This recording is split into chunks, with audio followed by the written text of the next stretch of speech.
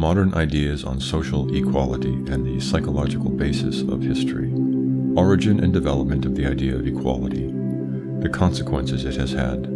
The price already paid for its application. Its influence at the present day on the masses. The problems examined in the present work. An inquiry into the principal factors of the general evolution of peoples. Is this evolution determined by institutions?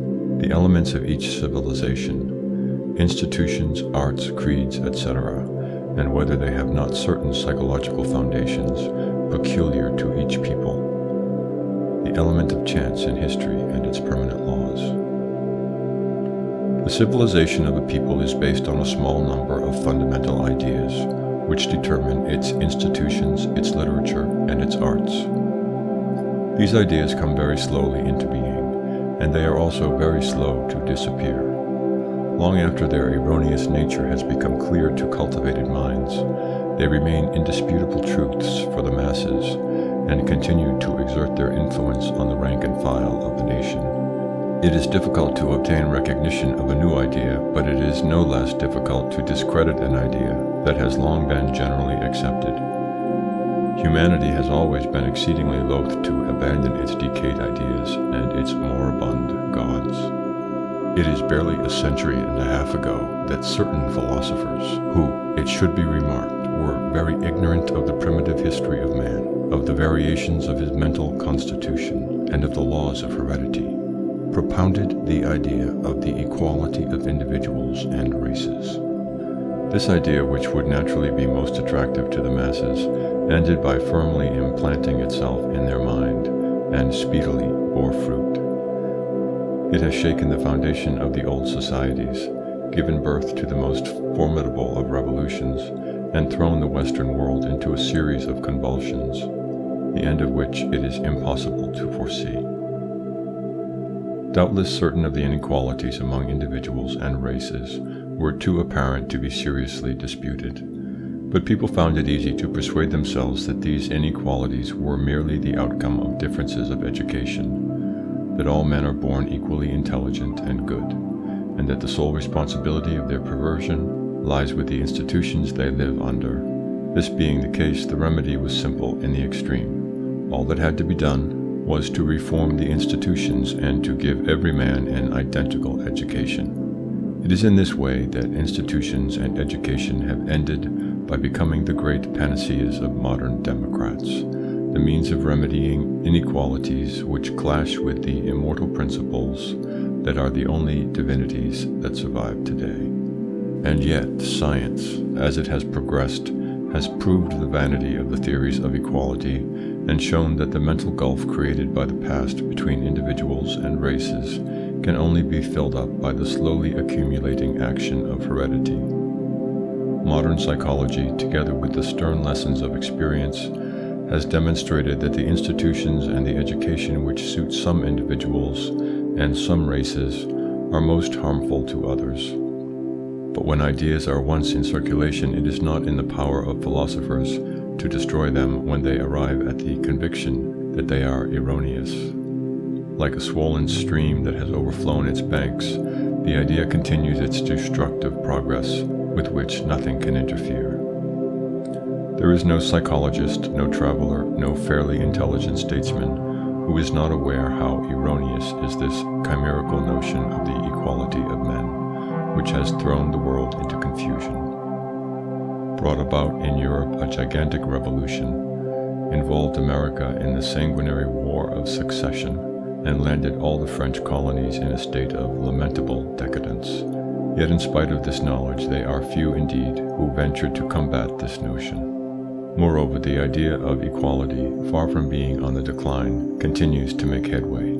It is in the name of this idea that socialism, which seems destined to enslave before long the majority of Western peoples, pretends to ensure their welfare. It is in its name that the modern woman, forgetting the deep-lying mental differences that separate her from man, claims the same rights and the same education as man, and will end, if she be triumphant, in making of the European a nomad without a home or a family.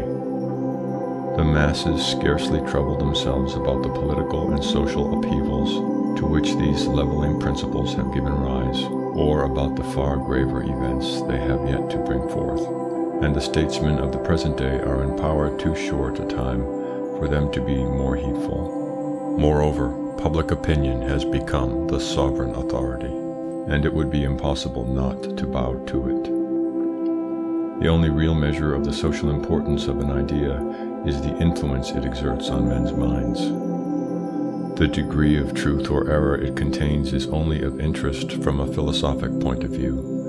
When an idea has come to be a sentiment with the masses, all the consequences it involves must be undergone in succession. We see then that it is by means of education and institutions that the modern dream of equality endeavors to seek realization. It is in their name that, reforming the unjust laws of nature, we attempt to cast in the same mold the intelligences of the Negroes, of the Martinique, of the Guadeloupe, and of the Senegal, those of the Arabs of Algeria, and finally those of the Asiatics. The chimera is doubtless quite unrealizable, but experience alone can show the danger of chimeras. Reason is incapable of transforming men's convictions. The object of this work is to describe the psychological characteristics which constitute the soul of races, and to show how the history of a people and its civilization are determined by these characteristics.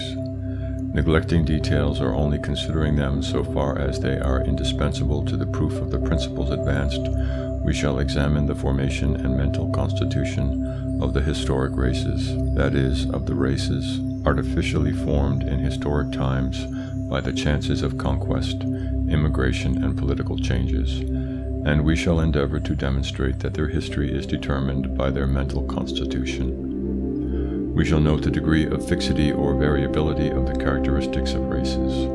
We shall try to find out whether individuals and peoples tend towards equality or, on the contrary, towards greater and greater differentiation. We shall then examine whether the elements composing a civilization, its arts, its institutions, its beliefs, are not direct manifestations of the soul of races, and whether in consequence it is not impossible that they should pass from one people to another. We shall conclude by attempting to determine what are the necessities under the influence of which civilizations decay and die out. We have dealt at length with the problems in question in various works on the civilization of the East.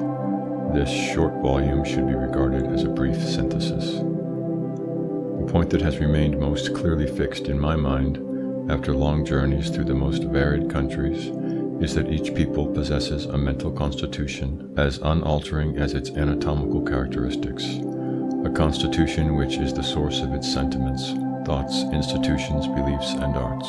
Tocqueville and other illustrious thinkers have imagined that they have discovered in the institutions of the various peoples the cause of their evolution.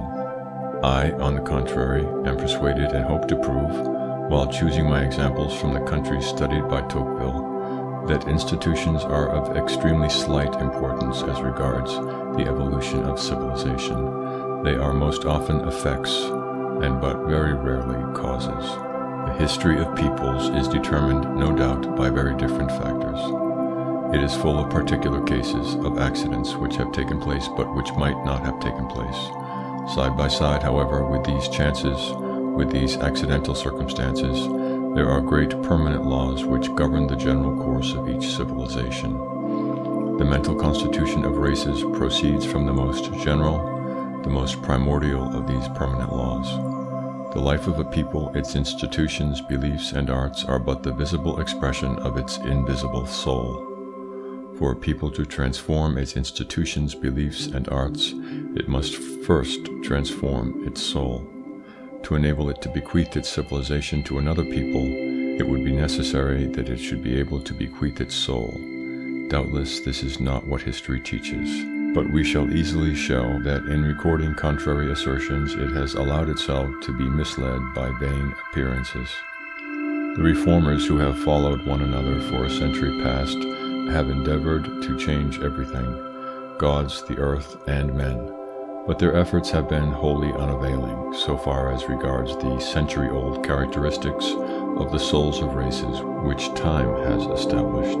The conception of the irreducible differences which separate human beings is entirely contrary to the ideas of modern socialists, but it is not the teachings of science that could induce the apostles of a new dogma to renounce their illusory doctrines. Their efforts are a new phase of the eternal crusade of humanity in quest of happiness, that treasure of Hesperides for which the peoples have been searching from the dawn of history onwards. The dream of equality would perhaps avail as much as the old illusions which cradled us in the past, were it not that it is destined to be shattered at an early date on the immovable rock of natural inequalities. Together with old age and death, these inequalities are a part of those apparent iniquities of which nature is full and to which man must submit.